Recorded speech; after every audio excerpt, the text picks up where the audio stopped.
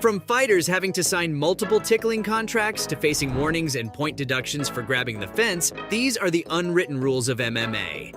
And believe it or not, tickling is not officially banned in the octagon. Yep, you heard that right. Technically, it's fair game. It's super rare in the UFC, and it's so uncommon that people often wonder if it's actually forbidden.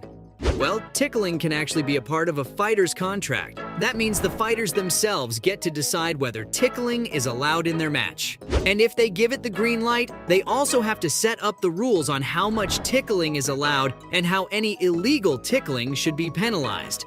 If a fighter starts laughing uncontrollably, the fight is paused until they regain their composure. Oh, and just to clarify, there are some boundaries, like tickling the genital and rectal regions is just off bounds. Like, come on, why would you even want to go there? Even striking that area is banned, and groin shots are a big no-no. You won't find any fighters purposely aiming for that sensitive area. If a fighter accidentally lands a shot down below and the referee catches it, the fight is stopped. But the poor victim only gets 5 minutes to recover from the low blow. I mean, no way that's enough time, right? Now, if the fighter manages to bounce back within those 5 minutes, the fight goes on. But if the fighter is still feeling the pain and unable to continue after that time, the striker who delivered the shot would face a disqualification loss. Or the fight could be called a no contest. Keeping sensitive organs in mind, another lethal and completely illegal blow in the sport are kidney punches. A kidney punch happens when a boxer lands a strike on the lower back of their opponent, and that powerful blow can lead to a lot of injuries. If you throw a kidney punch, you'll likely receive a warning, or if things get really intense, you might even get disqualified. But if the punch was unintentional and the fight continues, no points would be deducted. The kidney is the most affected area, and it can end up bruised and severely injured. That means you'll experience extreme pain in the flank area or upper hip, thanks to some internal bleeding caused by the nasty blow. Not a pleasant experience to say the least. But here's the thing, when the kidney gets injured, it can also wreak havoc on your bones and back muscles. It's a domino effect on the body, and can lead to fighters being crippled from pain during the fight. Besides the obvious symptoms like pain, they'll experience tenderness, vomiting, and a sharp ache. And in severe cases, a kidney contusion can lead to some serious health problems, or even death. Now, this next unwritten rule isn't exactly as fatal as a kidney shot, but it's right up there for being the most sadistic. Fish hooking is exactly what it sounds like. And no, I'm not talking about catching actual fish here. It's when a fighter sticks their fingers into their opponent's mouth, or nose, and then pulls away from the body's midline.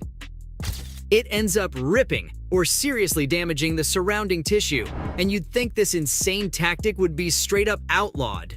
But it was actually used in the bantamweight contest at the 2014 UFC Fight Night show between Brian Caraway and Eric Perez. Later, Caraway said he didn't even realize he did the move during the match because so many things were happening in the heat of the moment. But as soon as the match was over, social media went haywire, flooding the internet with photos of this eyebrow-raising event. But here's where things get interesting. Some folks out there actually defended the fighter and claimed they shouldn't be punished for their fish hooking technique. It's one of the reasons why this move hasn't been completely banned and remains in a bit of a gray area. Although you don't need an expert to tell you, this next move is just plain gruesome. Rabbit punches are the most dangerous strikes a fighter can throw. It's when someone tries to drop their opponent quickly, like a rabbit being gutted. And it's done by repeated strikes to the back of the head. If a fighter dares to throw a rabbit punch, they better be prepared to face the consequences from the referee.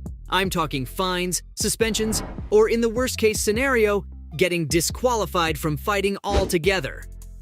And it's not just about the penalties. Rabbit punches can lead to serious injury, or even death. That's why it's crucial for referees to keep a close eye and make sure the rules are being followed. The worst example of this was the fight between Pritchard Colon and Terrell Williams in 2015. Colon fell into a coma for a staggering 7.5 months after being repeatedly hit by rabbit punches from Williams. Even when he woke up from his vegetative state, he lost most functions like walking and talking, and needed a caretaker to be able to survive. Williams was forced to leave MMA, and still faces death threats by fans for his behavior in the ring that day. So although rabbit punches are illegal, fighters won't be penalized if their opponent turns their back during a striking exchange and gets hit in the back of the head accidentally. it's considered their own fault for exposing their back and leaving themselves vulnerable. So it's always a good idea for fighters to protect their heads first, and maybe that's why this next rule is in place. Headbutting during a fight has to be the dumbest move ever, and it's illegal for a good reason. Headbutts are dangerous to both parties in a fight, and can happen so quickly that even the referee might miss them. Just take a look at the fight between Roger Gracie and Muhammad Lawal. Gracie took a headbutt that rocked him like a hurricane, but the ref didn't even notice it since it was so fast. Now, if a headbutt is caught by the referee, the fight has to be immediately stopped. And depending on the severity of the headbutt and the rules of the organization, it could result in a no contest or even disqualification for the culprit.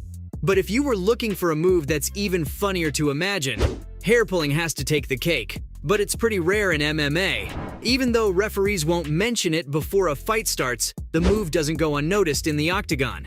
If a fighter decides to unleash their inner hairstylist, it can lead to a stoppage in the action.